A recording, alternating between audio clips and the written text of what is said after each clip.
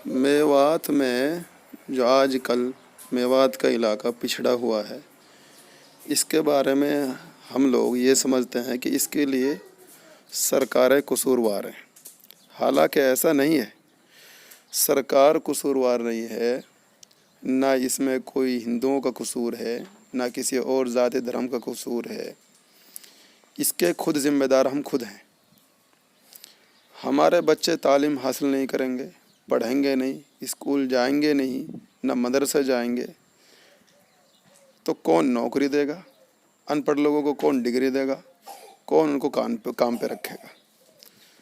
तो भाइयों दोस्तों, अगर अपन मेवात को आगे बढ़ाना चाहते हैं और मेवात का नाम रोशन करना चाहते हैं, जैसे आरिफ खान नाम के एक बंदा है, एक लड़का जिन्होंने मेवात का नाम पूरी दुनिया में मशहूर किया है, जिन्होंने सैकड़ों ऐप बनाए हैं और सबको फ्री छोड़ दिया है लोगों के इस्तेमाल के लिए, तालिब इल्मों के लिए, स्टूडेंट के लिए इस्तेमाल के लिए।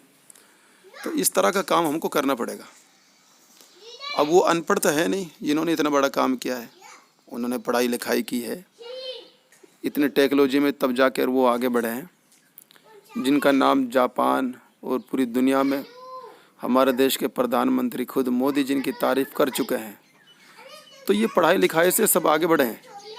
अनपढ़ लोगों को कोई आगे नहीं रखता और नहीं कोई आगे बढ़ने देता अनपढ़ लोगों को। अनपढ़ लोगों को तो सिर्फ नेता बना दो। पढ़ाई लिखाई दोस्तों, पढ़ाई चाहे दीन की हो या दुनिया की हो, इल्म आदमी को इज्जत देता है और आगे बढ़ाता है। अगर ये दुनिया की तालीम हासिल करेगा, कोई भी इंसान हो, तो रिज़्क़ हलाल कमाएगा, अपने भी बच्चों का पेट पालेगा और ये आगे बढ़ेगा, इसका नाम रोशन होगा और इसके माँ बाप का नाम भी रोशन होगा, इसके गांव का नाम भी रोशन होगा। और ये दीन और दुनिया अगर दोनों की पढ़ाई हासिल करेगा तो इसकी दुनिया भी बनेगी और आखिरत भी बनेगी। इसलिए हमारा मानना ये है कि हमारे मेवात के बच्चे जो हैं ज़्यादातर दोनों ही पढ़ाइयों में अधूरे हैं। ना तो दीन की पढ़ाई उनके पास मुकम्मल और ना ही दुनिया की। दीन की पढ़ाई अगर पढ़ते हैं, मदरसों में जाते हैं, हाफिज़ बनते हैं, अधूरे बन जाते हैं, आलिम बनते हैं, वो भी अधूरे बन जाते हैं, मुकम्मल इल्म हासिल बहुत ही कम करते हैं। इसी तरह चाहे स्कूल की पढ़ाई हो, कॉलेज की पढ़ाई हो, 10वीं 12वीं क्लास की, उसके बाद में आगे पढ़ाई काम की वजह से छोड़ देते हैं।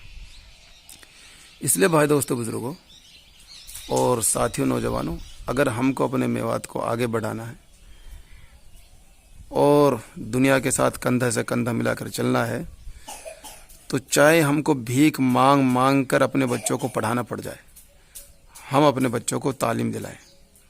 बड़ी बड़ी कॉलेजों में, बड़े बड़े स्कूलों में, बड़ी बड़ी यूनिवर्सिटीज़ में पहुंचाने के लिए चाहे गांव के 5 बच्चों को हम चुनें, पूरे गांव के लोग पैसे इकट्ठा करके उन बच्चों की तालीम पर लगाएं, खर्च करें। जब हम सबका भला चाहेंगे, दूसरों का भला चाहेंगे, तो हमारी भी ज़िंदगी बनेगी और आखिरत बनेगी।